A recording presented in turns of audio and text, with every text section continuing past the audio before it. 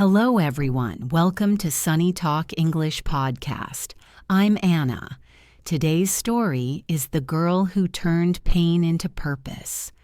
This is the true story of Liz Murray, a young woman who grew up in deep poverty, lost her mother to illness, became homeless, but turned all her pain into strength.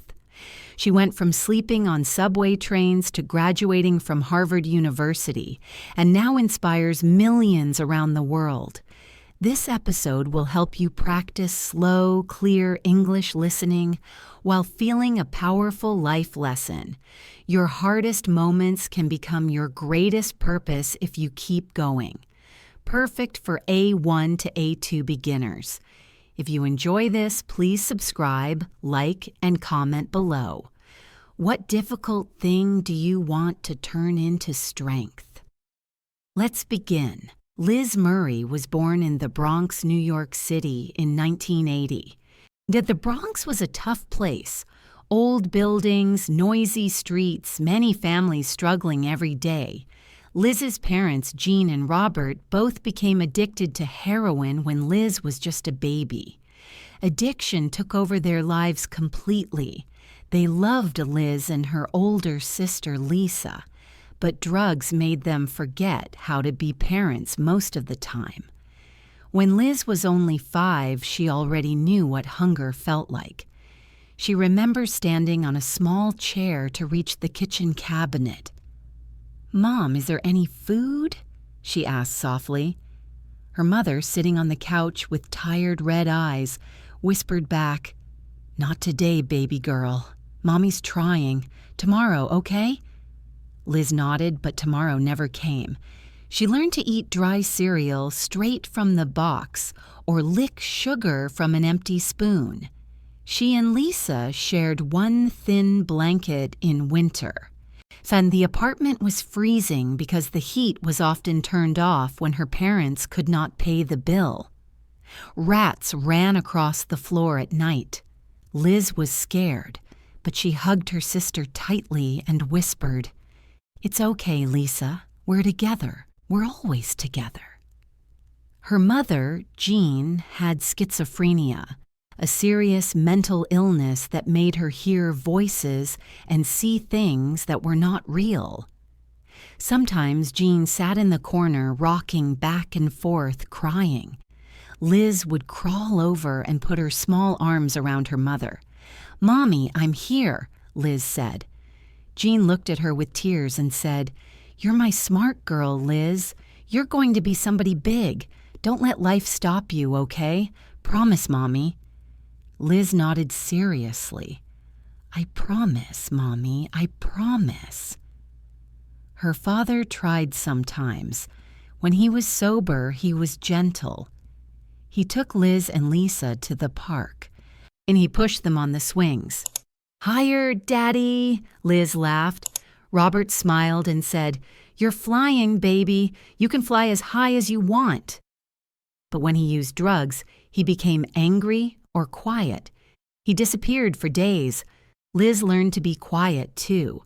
She learned to hide when things got bad. By age 12, Liz hardly went to school anymore. She stayed home to watch her mother or search for food. She wore the same torn jacket and jeans for months. Kids at school laughed behind her back. "Dirty girl," they whispered. Liz felt ashamed. She stopped raising her hand in class. She sat in the back, head down. She thought, "I don't belong here. I'm different. I'm broken." When Liz was 15, her mother became very sick with AIDS, a disease she got from sharing needles with drugs. Jean grew thinner every day. Her skin turned gray. She could not walk anymore. Liz sat by her hospital bed for weeks. She held her mother's thin hand. "Mom, please don't go," Liz whispered, tears falling. "I need you. Who will take care of me?" Jean looked at her with weak eyes and said slowly, "Liz, you are strong. You are smart. Promise me you will keep going. Don't let life stop you. "Promise, Mommy," Liz cried harder. "I promise, Mom, I promise I'll make you proud. I'll be somebody big." Jean squeezed her hand one last time.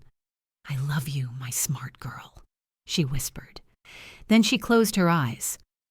One morning in 1996, the doctor came to Liz. "She's gone," he said quietly. Liz felt the world stop. She screamed. She cried until her throat was raw. She held her mother's hand and said, "Mom, come back. Please come back. I'm not ready." Her father held her, but he was crying too. "She's in a better place now." "Liz," he said. But Liz felt empty. After the funeral, her father could not care for her. He was too sick with drugs and grief. He became homeless. Liz had no place to go. She refused to go to foster care. She was afraid of being separated from her sister. So she lived on the streets. For the next 2 years, Liz slept wherever she could. On subway trains all night. The seats were hard, but the train was warm and safe. She sat in the corner, hugging her backpack. "It's okay," she whispered to herself. "Just one more night. Just survive one more night." On park benches when it was not too cold. On friends' floors when someone let her stay for one night. She carried a small backpack with her clothes, a toothbrush, a photo of her mother, and a few school books she still tried to keep. She ate at church soup kitchens or found food in dumpsters behind restaurants. She was always hungry, always cold, always afraid. One winter night, she sat on a train bench, shivering. Tears froze on her face. She looked at her mother's photo. "Mom, I promised you," she whispered. "But it's so hard. I don't know if I can do this." She closed her eyes and remembered her mother's voice. "You are smart. You can do anything if you try." Liz wiped her tears. "Okay, Mom, I will try. I will not give up. I will make you proud." The next morning, Liz went to a new school, Humanities Preparatory Academy. It was a small public school for students who had hard lives. The teachers were kind. They did not care about her dirty clothes or tired eyes. One teacher, Ms. Johnson, said, "Liz, you can start here. We believe in you." You are welcome," Liz cried quietly. "Thank you," she whispered. "I won't let you down." School was extremely difficult. Liz had missed 2 full years. She was 17 but doing 9th grade work. Other students were younger and ahead. Liz studied on trains, in libraries, under street lights when it was dark. She slept only 2 or 3 hours a night. Sometimes she fell asleep on her desk from exhaustion. Ms. Johnson woke her gently. "Liz, stay with us. You're doing great. Keep going." Liz nodded.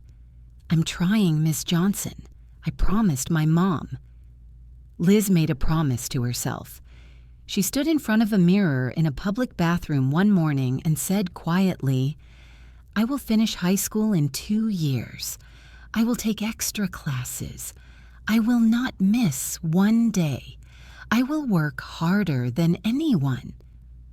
She worked part-time jobs, cleaning houses, babysitting, to buy food and bus tickets.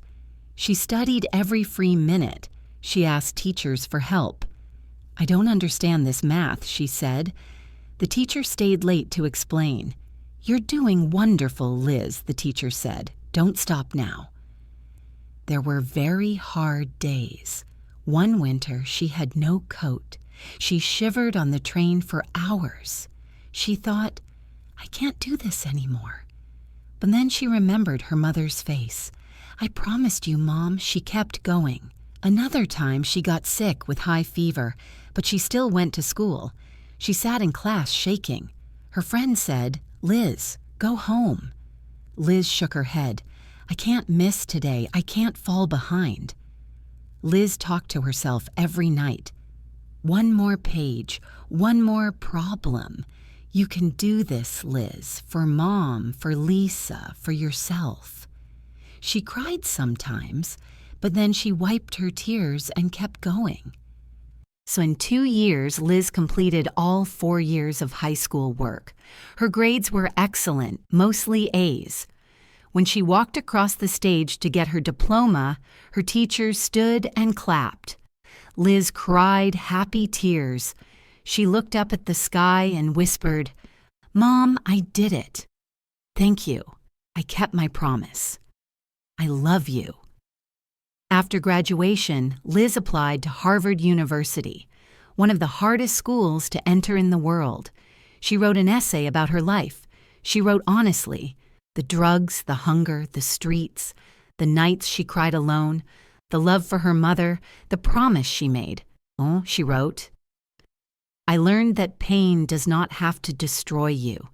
It can make you stronger. It can give you purpose. I want to help others who feel like I did, hopeless and alone." Harvard read her essay. They saw her perfect grades despite everything. They saw her heart. And they accepted her with a full scholarship, money to pay for tuition, books, housing, everything. Liz cried when she got the letter. She called her father on a payphone. "Dad, I got in. Harvard wants me." Her father cried too. "I'm so proud, Liz. Your mother would be so proud. You did it, baby girl." At Harvard, Liz studied psychology. She wanted to understand why people suffer and how they heal. She worked hard, studying late in the library, joining study groups, helping other students who felt lost. She graduated with honors. She was the first in her family to go to college. After Harvard, Liz wrote her book, Breaking Night, the full story of her life. The book became famous. People all over the world read it. They wrote to her, "Your story gave me hope. I thought my life was over. But now I want to try again." Liz started speaking at schools, universities, and big events. She talks to young people who feel hopeless. She says, "Your past is not your future. Your pain can become your purpose. You are not alone. Keep going, one step at a time." One day, Liz stood on a stage in front of thousands. She said, "I was homeless, I slept on trains, I was hungry. I cried for my mother every night, but I made a promise to her. I kept that promise, and now I'm here talking to you. If I can do it, you can do it too." The audience stood and clapped. Many people cried. Liz smiled through her tears. She thought, "Mom, look at me now. I turned my pain into purpose. Thank you for believing in me." Liz Murray turned her pain into purpose. She helps thousands of people believe they can change. She shows that even from the darkest places, you can create light for yourself and others. That was the story of Liz Murray, the girl who turned pain into purpose. A true emotional and inspiring story. Now let's review some key vocabulary from the story. I will say the word slowly, explain it, give an example, and repeat it 3 times. Repeat after me if you can. 1. Heartbroken, feeling deep sadness in your heart. Example, Liz was heartbroken when her mother died. Repeat, heartbroken, heartbroken, heartbroken. 2. Homeless, having no home to live in. Example, Liz became homeless after her mother died. Repeat, homeless, homeless, homeless. 3. Perseverance, not stopping when things are hard.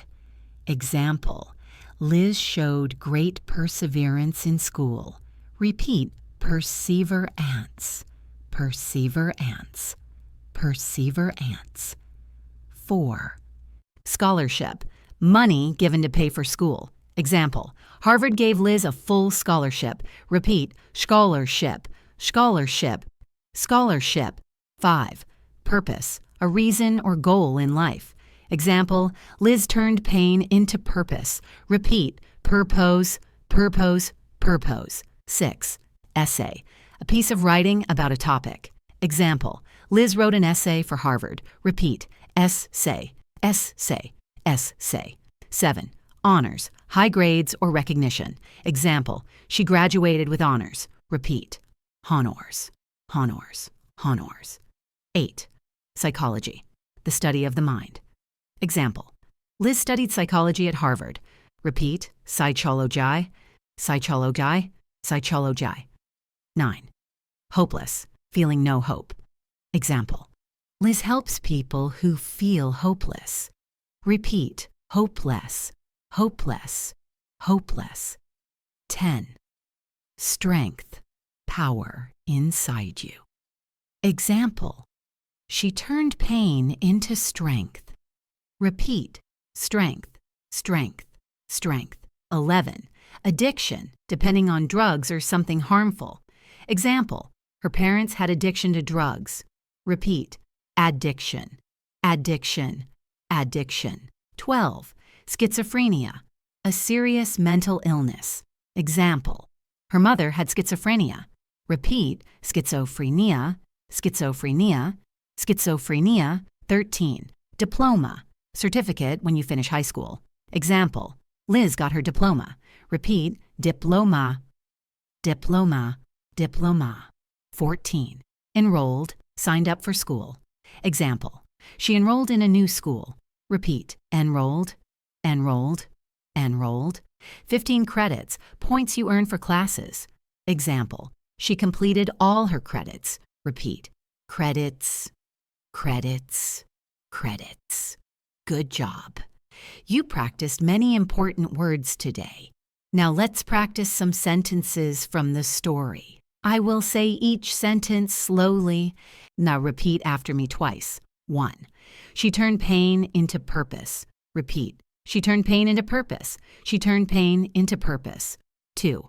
My past does not decide my future. Repeat. My past does not decide my future. My past does not decide my future. 3. Pain can become strength. Repeat. Pain can become strength. Pain can become strength. 4. I will make my mother proud. Repeat. I will make my mother proud. I will make my mother proud. 5.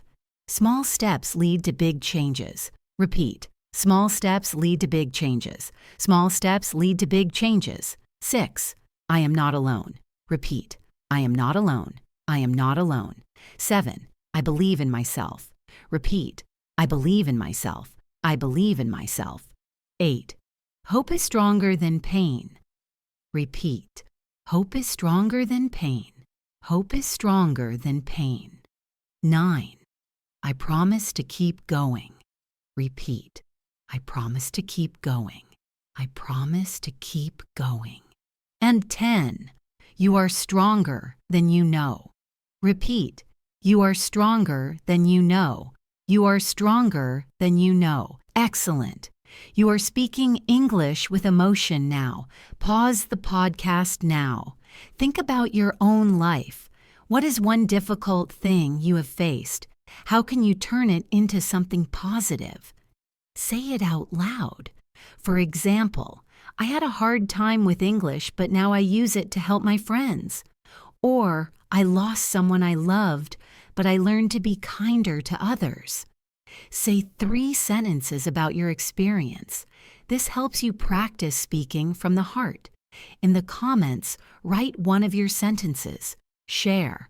I turned my pain into, or one difficult thing I faced was. We will read your English and send you encouragement. Thank you so much for listening to this story on SunnyTalk English Podcast. You did an amazing job today. Remember Liz's lesson. Pain can become purpose.